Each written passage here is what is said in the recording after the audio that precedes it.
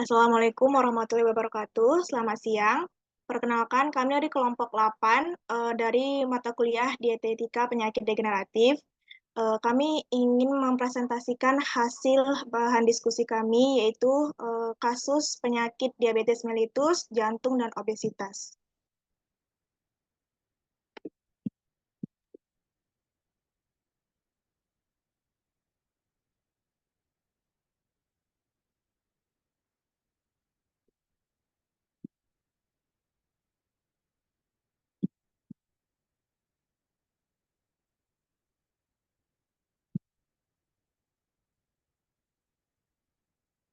Adapun anggota dari kelompok kami, kelompok 8, yaitu Dina Maulina, Francisca Febiola Sitorus, Rasida Afifah Marbun, Sari Wulandari Sitio, dan saya sendiri Siti Hairuna Lubis. Baiklah, materi pertama akan dibacakan oleh pada Dina. Dipersilahkan.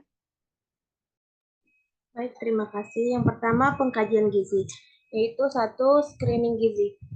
Screening gizi dilakukan pada Tuan K pada tanggal 25 Oktober 2023 menggunakan formulir MST Malnutrition Screening Tools dengan skor 1. Dari skor tersebut dapat dilihat bahwasanya pasien tidak berisiko malnutrisi. Rekam medis 2021.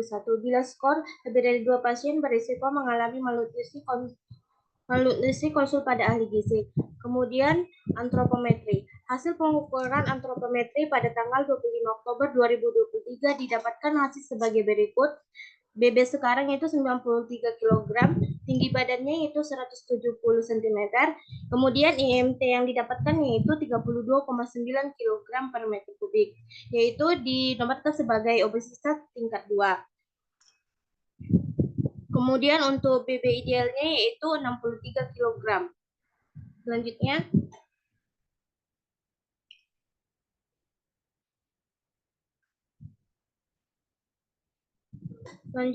biokimia. Pemeriksaan laboratorium dilakukan pada tanggal 25 Oktober 2023. Berdasarkan hasil pemeriksaan biokimia didapatkan bahwasanya trombosit, PCT, dan glukosa darah tinggi. Sementara kadar hemoglobin, leukosit, hematokrit, MCH, MCHC, monosit, kreatinin, natrium, dan klorida rendah. Sehingga dari tabel 1 menunjukkan bahwa pasien didiagnosa penyakit congestive heart failure CHF atau gagal jantung dan diabetes mellitus. Kemudian fisik klinis. Yang pertama, pengkajian data klinis. Pada tabel ini dapat disimpulkan berdasarkan pengkajian data fisik klinis pasien Tuan K saat masuk rumah sakit memiliki permasalahan yaitu tekanan darah, nadi, dan respirasi melebihi nilai normal atau tinggi. Kemudian pengkajian data fisik. Dari tabel itu dapat disimpulkan berdasarkan dari tabel tersebut mengalami keluhan yaitu nyeri ulu hati, kaki bengkak, lemas, pendarahan, dan sesak napas. Kemudian riwayat makan pasien. Yang pertama, asupan makan dan zat gizi. Yang kualitatif, asupan sebelum berkunjung ke rumah sakit, sebelum masuk rumah sakit itu pasien memiliki kebiasaan makan yaitu frekuensi makan dalam sehari yaitu 2 kali. Suka makan ikan yang tidak bersisik, jarang makan sayur dan buah, jarang mengkonsumsi gorengan, makanan manis dibatasi, konsumsi gula dalam sehari 3 sendok makan. Kemudian asupan makan di rumah sakit. Asupan makan pasien di rumah sakit menggunakan metode rekal SMRS makan pasien yaitu pada tanggal 25 Oktober 2023. Jam 8 jam 8 itu nasi 50 gram, telur dadar 50 gram, kemudian jam 9 makan sari kurma 1 sendok makan, kemudian madu 1 sendok makan, dan di jam 10 mengkonsumsi permen jahe 1 butir, kemudian regal 1 bungkus. Pasien mengkonsumsi obat metformin selama menderita diabetes mellitus. Kemudian kuantitatif, hasil rekal SMRS pada asupan makan pasien saat di rumah sakit pada tanggal 25 Oktober 2023.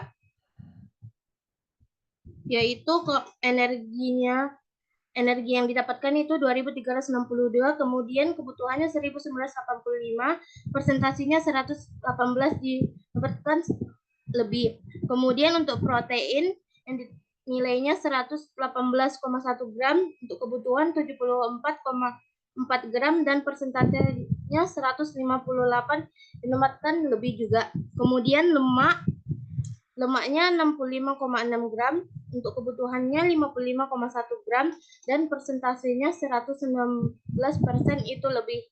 Kemudian karbohidrat 324,8 gram dan kebutuhannya itu 297,7 gram dan persentasenya adalah 109% itu cukup. Kemudian untuk riwayat makan, pengetahuan dan perilaku gizi. Pasien sebelumnya belum pernah mendapatkan edukasi gizi, sehingga pasien tidak mengetahui edukasi tentang penyakitnya dan makanan yang dianjurkan, dibatasi dan dihindari khususnya pada permasalahan kasus penyakit yaitu penyakit CHP atau gagal jantung dan diabetes mellitus. Kemudian aktivitas fisik.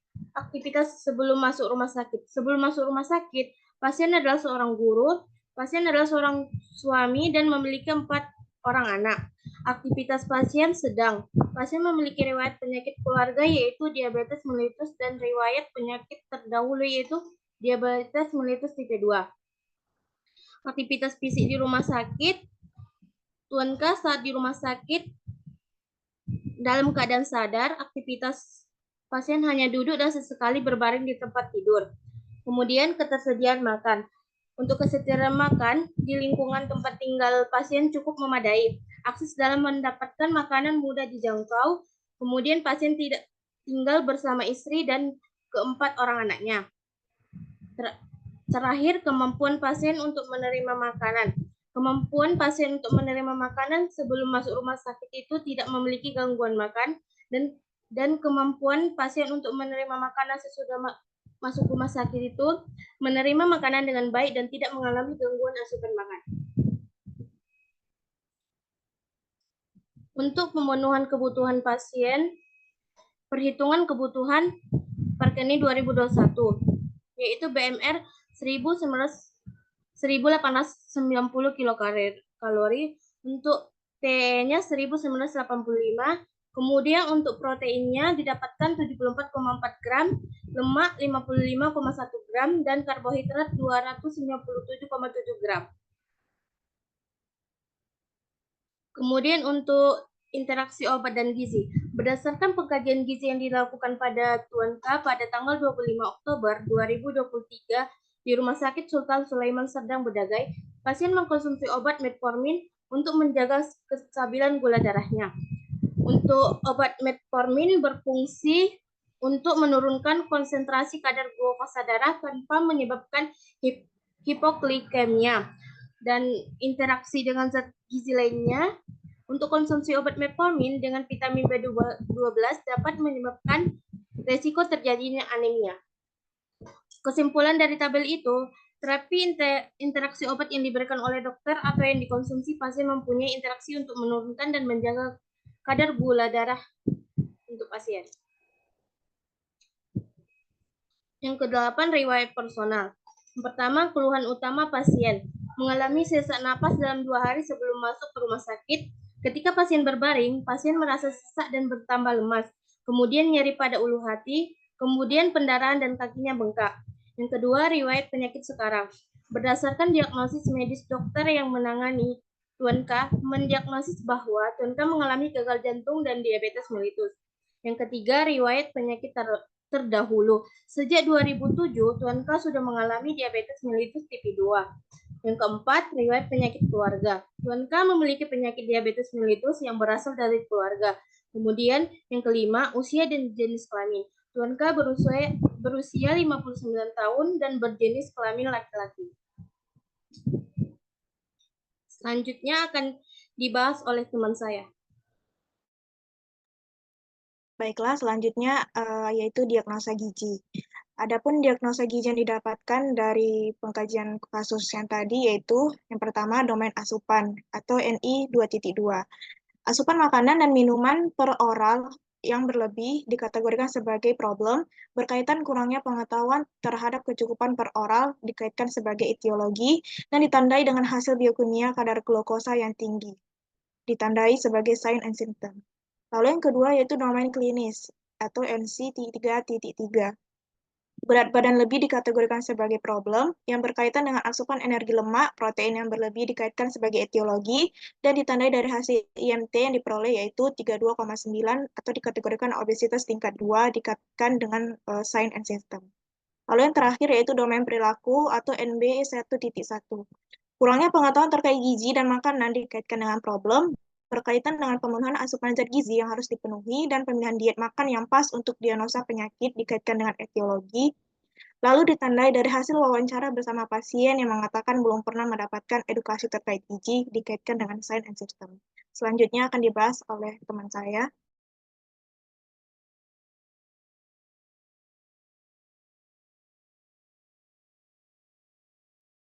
Baik, intervensi gizi. Yang pertama, A, perencanaan. Adapun intervensi gizi yang akan dilakukan terhadap kasus ini terbagi menjadi dua, yaitu terapi diet dan terapi edukasi. Sebagai berikut, yang pertama, prinsip diet. Prinsip dietnya adalah diet diabetes mellitus dan diet gagal jantung 1. Terapi diet tujuannya adalah satu, memberi cukup energi untuk mempertahankan atau mencapai berat badan normal. Dua, menurunkan kadar glukosa darah mendekati normal dengan menyeimbangkan asupan makanan dengan insulin atau endogenus dan eksogenus dengan obat penurun glukosa oral dan aktivitas fisik. Tiga, menaikkan kadar hemoglobin dan menurunkan trombosit. Keempat, meningkatkan derajat kesehatan secara keseluruhan melalui gizi yang optimal.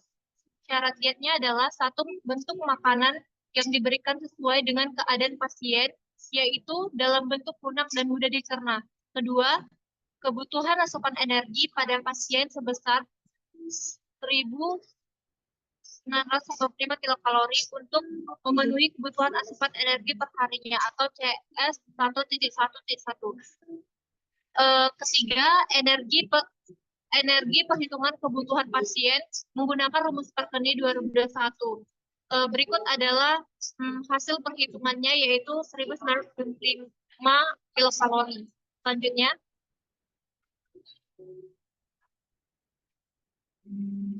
berikut adalah keterangan yang digunakan dari faktor aktivitas fisik sebesar 30%, karena seorang guru dan seorang suami. Lalu stres metabolik atau FS-nya menggunakan plus 10%, faktor usianya menggunakan minus 5%, faktor gizi atau IMT-nya minus 30%, yaitu obesitas. Ini berikut perhitungan protein, lemak, dan karbohidrat, yaitu untuk protein 74,4 gram, untuk lemak 55,1 gram, untuk karbohidrat 267,7 gram. Selanjutnya yang ketujuh yaitu natrium sebanyak lebih kecil dari 2.300 mg per hari. 8, serat cukup yaitu 20-25 gram per hari.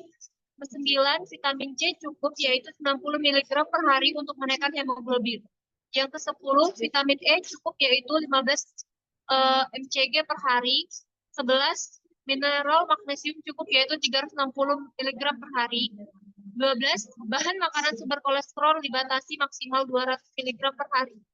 13, vitamin B3 atau 100-150 mg per miligram dan B12 2,4-2,8 mcg, dan juga peran kandungan asam amino berperan dalam induksi sel yang menggumpal di dalam pembuluh darah. Yang ke-14, vitamin D menurunkan jumlah trombosit. Yang ke-15, asam lemak omega 3 yang berfungsi mengurangi risiko penyakit jantung. Ke-16, pembatasan bahan makanan tinggi purin pada kasus gagal jantung. Selanjutnya yaitu terapi edukasi. Tujuannya yaitu agar pasien dan keluarga dapat memahami dan mematuhi diet yang diberikan. Yang kedua, agar pasien dan keluarga mengetahui makanan yang boleh dibatasi dan tidak boleh dikonsumsi untuk penderita diabetes mellitus dan gagal jantung. Yang ketiga, agar pasien dapat menyeimbangkan asupan makanan perharinya untuk mempertahankan status gizi yang optimal. Yang keempat, agar pasien dan keluarga dapat selalu menjaga asupan gizi tetap adekuat. Yang kelima, agar pasien dan keluarga mengetahui tentang menu yang tepat untuk pasien yang menderita diabetes mellitus dan gagal jantung. Sasarannya yaitu pasien dan keluarga pasien. Waktunya kurang lebih 30 menit dengan metode konseling dan tanya jawab. Alat bantu leaflet penyakit diabetes mellitus dan gagal jantung. Materinya berupa pengertian diabetes mellitus, tujuan dan syarat diabetes mellitus, dan pengaturan makanan diet untuk penderita penyakit diabetes mellitus atau makanan yang dianjurkan dibatasi dan dihindari. Yang keempat, pengertian diet gagal jantung. Pengaturan makanan diet untuk penderita penyakit jantung berupa makanan yang dianjurkan, dibatasi, dan dihindari. Yang keenam, tujuan dan syarat diet gagal jantung. Yang ketujuh, contoh menu gizi seimbang untuk penderita penyakit diabetes mellitus dan gagal jantung. Untuk evaluasinya, pasien dan keluarga dapat menjelaskan kembali mengenai bagaimana diet untuk penyakit diabetes mellitus dan gagal jantung. Yang kedua, pasien dan keluarga dapat menjelaskan kembali jenis makanan yang dianjurkan, dibatasi, dan dihindari untuk penderita penyakit diabetes mellitus dan gagal jantung.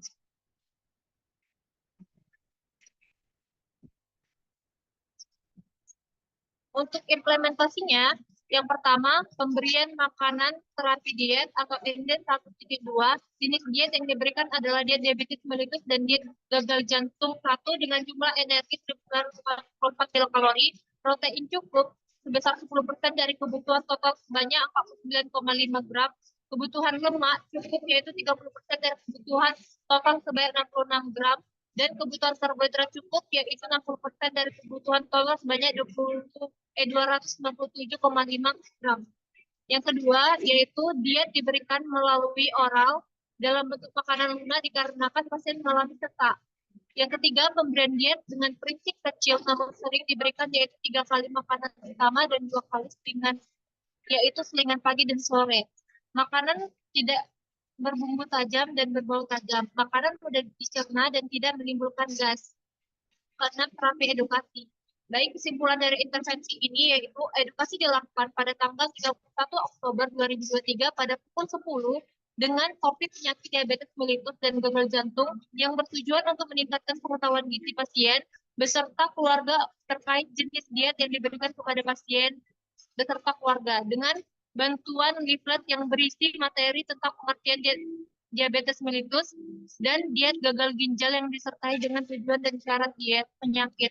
Pengaturan makanan diet dengan memperhatikan makanan yang dianjurkan, dibatasi, dan dihindari. Edukasi ini dilakukan dengan metode konseling dan tanya jawab yang berlangsung selama 30 menit. Kemudian evaluasi dilakukan di akhir sesi edukasi dengan memperhatikan bahwa pasien dan keluarga dapat memahami mengenai diet untuk penderita diabetes mellitus dan gagal jantung, serta memperhatikan pasien dan keluarga mengetahui bagaimana pola hidup yang baik untuk penderita diabetes mellitus dan gagal jantung, serta agar pasien dan keluarga mengetahui jenis makanan yang dianjurkan, dibatasi, dan dihindari untuk penderita penyakit diabetes mellitus dan gagal jantung dan kepatuhan diet Tuan KA. Selanjutnya akan dijelaskan oleh teman saya.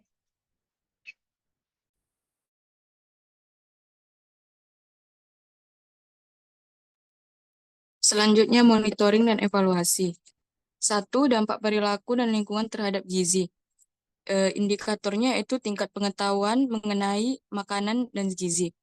Waktu pelaksanaannya 25 Oktober tahun 2023, metodenya itu tanya jawab tentang materi gagal jantung dan diabetes mellitus yang diberikan di ruangan pasien dengan pemberian leaflet penyakit jantung dan diabetes mellitus. Target pencapaiannya yaitu pengetahuan pasien dan keluarga pasien meningkat mengenai jenis penyakit yang dialami dan pengaturan makanan yang baik untuk penderita penyakit jantung dan diabetes mellitus. Hasil yang didapat, pasien dan keluarga memahami mengenai penyakit jantung dan diabetes mellitus.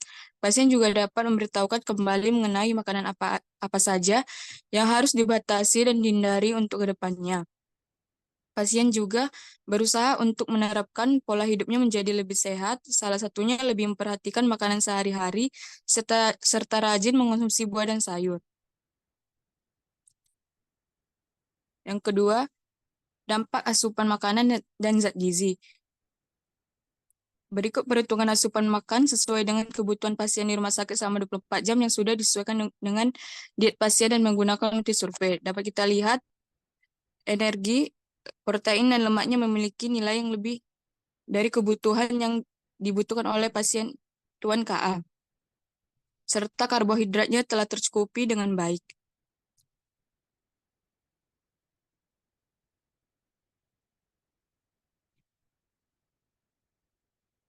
Yang ketiga, dampak terhadap tanda dan gejala terkait gizi. Perkembangan data klinis Tuan KA dari awal masuk rumah sakit pada tanggal 25 Oktober 2023. Di sini ada perkembangan data klinis pasien, tekanan darah, respirasi, dan nadinya itu memiliki nilai yang tinggi dari nilai normal. Sedangkan saturasi oksigen perifer dan suhunya itu memiliki nilai normal. Pengkajian data fisiknya itu setelah masuk rumah sakit, Tuan KA mengalami nyeri ulu hati, kaki bengkak, lemas, pendarahan, dan sesak napas selama 2 hari. Berikutnya akan dijelaskan oleh rekan saya. Baiklah, selanjutnya pembahasan. Yang pertama, A. Analisis screening dan antropometri. Tuan KA pada parameter pertanyaan apakah pasien mengalami penurunan BB yang tidak diinginkan. Tuan KA tidak mengalami penurunan BB sehingga skor pertanyaan pertama yaitu 0. Pertanyaan mengenai asupan makan berkurang karena tidak nafsu makan. Tuan KA mengalami asupan makan berkurang sejak memiliki keluhan sesak napas dan frekuensi makan 2 kali sehari, sehingga skor 1. Dari total skor hasil screening didapat yaitu skornya 1. Dari hasil skor tersebut dapat dilihat bahwasanya pasien tidak berisiko malnutrisi berdasarkan rekam medis 2021. Namun tetap perlu memantau berkala dan edukasi gizi terkait kondisi kesehatan lainnya seperti CHF atau gagal jantung dan diabetes mellitus pasien. Lalu perhitungan status gizi untuk dewasa menggunakan rumus IMT per U dengan hasil perhitungan Tuan K dengan berat badan 95 kg dan tinggi badan 170 cm dihasilkan skor 32,9 di mana skor ini dikategorikan ke dalam obesitas tingkat 2 dengan rentang nilai normal 18,5 sampai 25 kg per meter. Oleh karena itu diperlukan untuk mencari berat badan ideal pasien agar didapatkan target berat badan yang diinginkan. Menggunakan rumus Broca, karena memang diperuntukkan dalam perhitungan status gizi dengan kondisi diabetes mellitus. Broca adalah seorang dokter bedah yang pada awalnya menggunakan rumus tersebut dalam menentukan dosis obat. Rumus Broca menggunakan umur dan tinggi badan yang juga berperan penting. Hasil yang didapat menggunakan rumus Broca yaitu berat badan ideal Tuan KA 63 kg. B. Analisis dokter. Tuan KA mengalami keluhan sesak napas, nyeri ulu hati, kaki bengkak, lemas, pendarahan yang merupakan gejala yang muncul karena jantung tidak cukup untuk mengantar oksigen ke jaringan tubuh. Hal ini sejalan dengan diagnosis dokter yaitu gejala ketika mengalami penyakit congestive heart failure. Lalu fisik klinis yaitu tekanan darah, nadi, dan respirasi melebihi nilai normal atau tinggi. Ditambah dengan hasil pemeriksaan biokimia yaitu nilai hemoglobin, leukosit, hematokrit, MCH, MCHC, monosit, kreatinin, natrium, dan klorida rendah karena gagalnya jantung memompa darah ke jantung dan seluruh tubuh Tuan K sehingga hasil biokimia yang diperoleh rendah. Juga bisa menjadi risiko Tuan K bisa mengalami anemia karena kurangnya pasokan sel darah merah.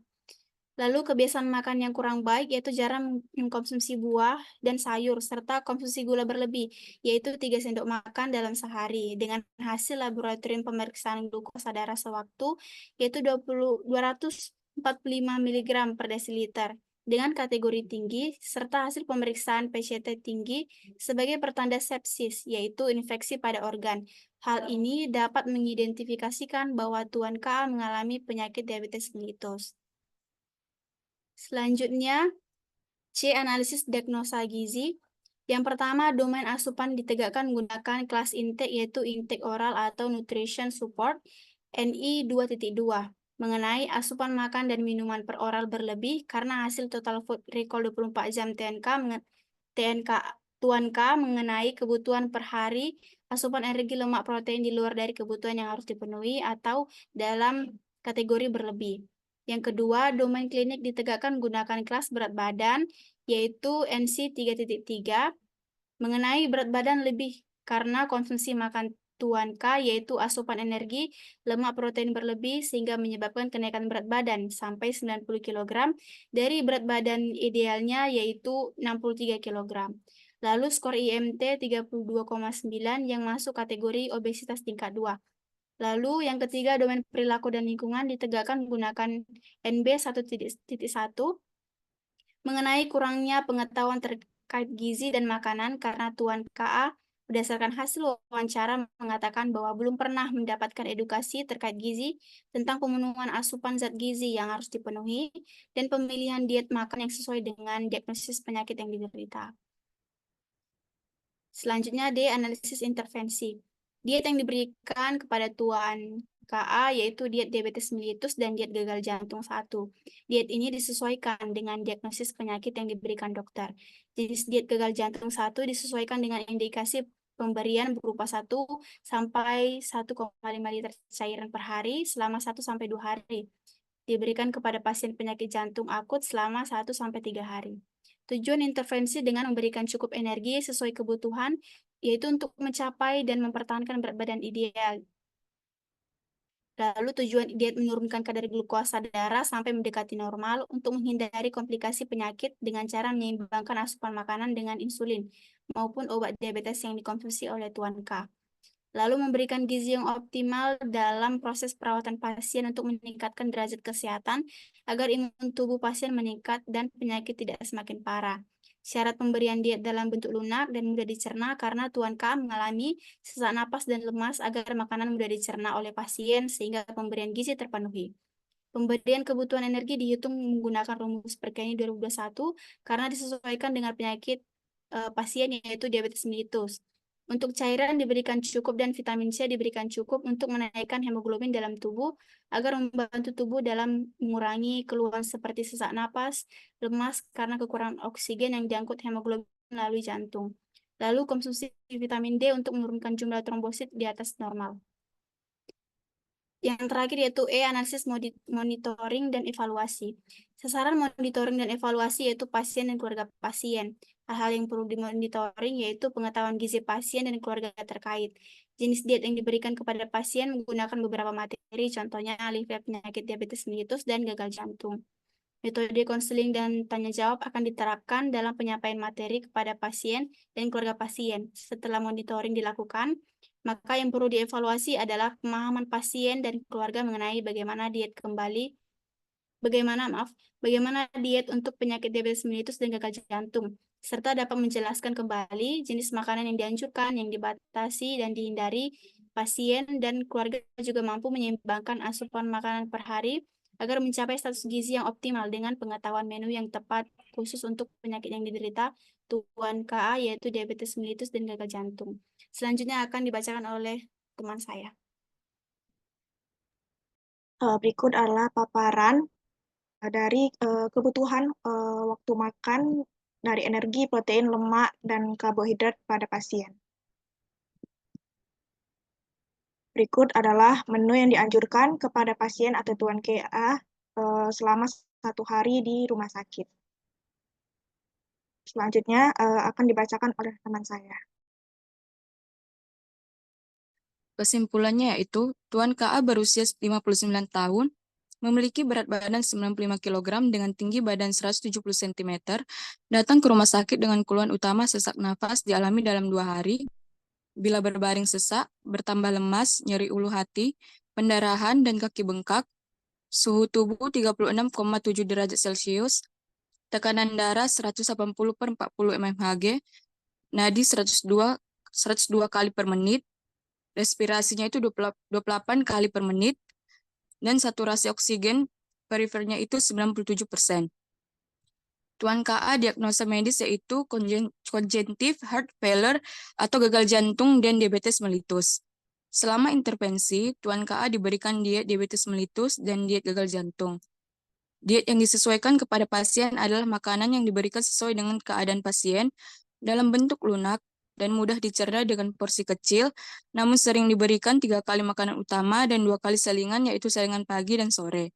Selain itu, hindari makanan berbumbu tajam, berbau tajam, dan menimbulkan gas, serta rajin mengonsumsi buah dan sayur. Pemberian edukasi pun dilaksanakan dengan sasaran pasien dan keluarga pasien dengan metode konseling atau tanya jawab selama 30 menit menggunakan media leaflet, diet diabetes mellitus, dan diet gagal jantung. Dilakukannya terapi edukasi ini bertujuan agar pasien dan keluarga pasien mengetahui dan mematuhi diet yang diberikan. Selanjutnya saya kembalikan ke moderator. Baiklah, berikut sudah terakhir dari kami. Lebih dan kurang kami mohon maaf. Wassalamualaikum warahmatullahi wabarakatuh.